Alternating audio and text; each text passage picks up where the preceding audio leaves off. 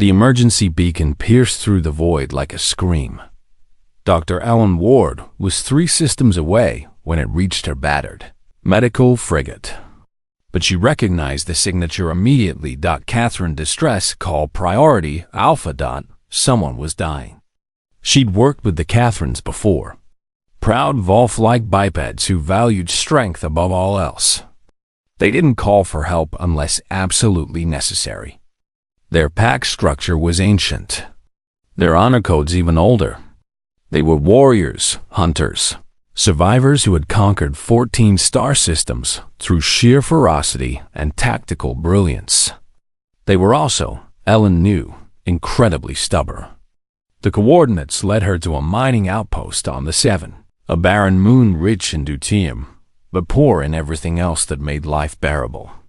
As her ship touched down on the crude landing pad, she could see a crowd of Catherines gathered outside the main habitat dome. Their fur, ranging from silver to deep black, bristled in the thin atmosphere, their ears flat against their skulls. Fear. She could smell it even through her helmet's filtration system.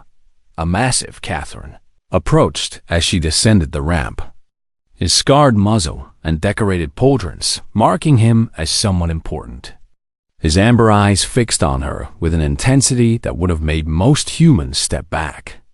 "Human," he growled, his translator rendering his guttural language into clipped standard. "I am Varric, pack leader of the mining clan. You are the medic."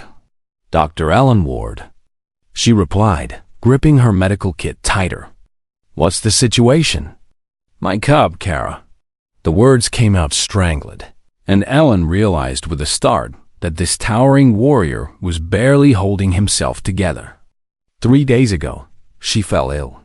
Fever, convulsions, respiratory distress. Our medical officer has tried everything. Broad-spectrum antivirals, cellular regenerators, even neural stabilizers. Nothing works. She is dying. Ellen's shirt clenched. "Take me to her now."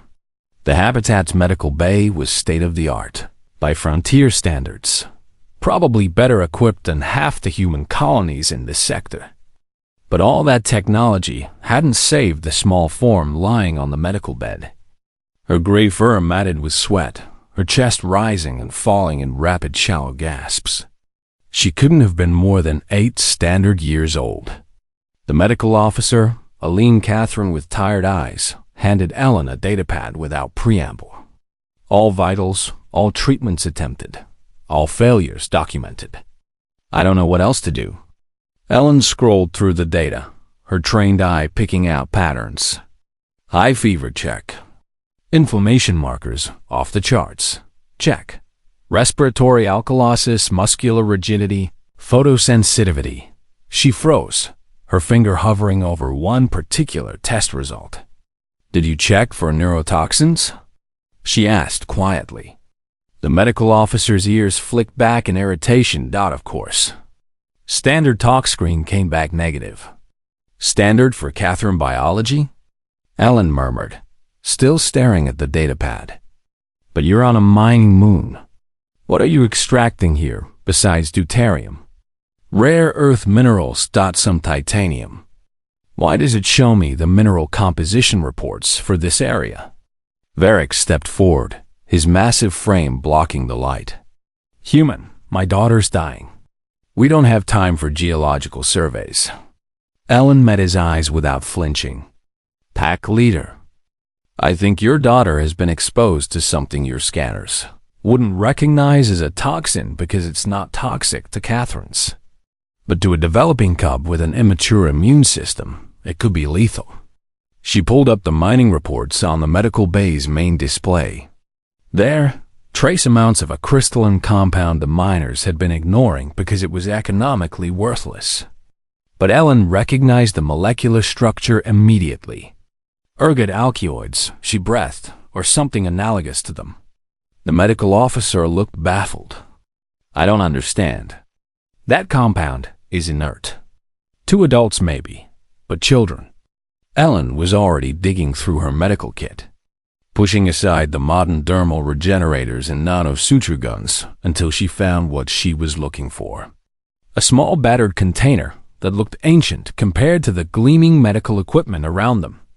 Barak's nose wrinkled. "What is that? Activated charcoal?" Ellen said, already preparing a suspension. "It's one of the oldest treatments in human medicine. We've been using it for poisoning since before we left Earth." The medical officer actually laughed. A sharp, bitter bark. "You're going to treat irritism with carbon. That's your primitive human solution, Dr. Ward." Varak's voice was soft, dangerous. "My daughter's life hangs by a thread." "If you're wrong, I know," Ellen interrupted already at Carrera's bedside. "But your advanced medicine isn't working because it's looking for complex solutions. Sometimes the answer is simple. Activated charcoal binds to toxins in the gut and prevents absorption. It's crude. It's old, but it works." She looked up at Varak, this proud warrior who had probably never felt helpless in his life. "Trust me, please." For a long moment, the pack leader stood frozen. Then slowly he nodded.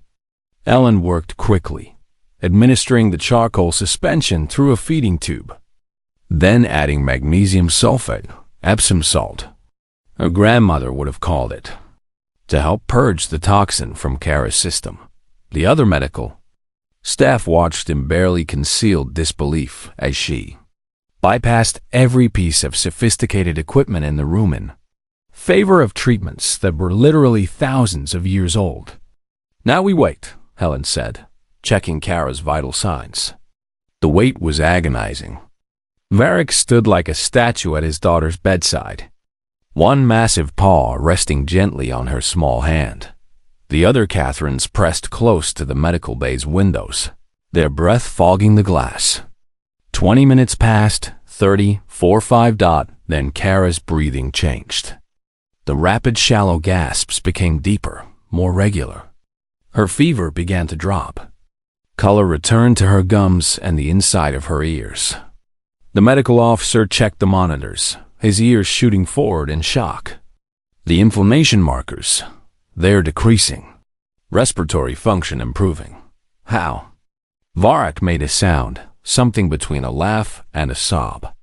His daughter's eyes fluttered open. "Papa." Carrera's voice was weak but clear. "I'm here, little one." Varak rumbled, his voice thick with emotion. "I'm here."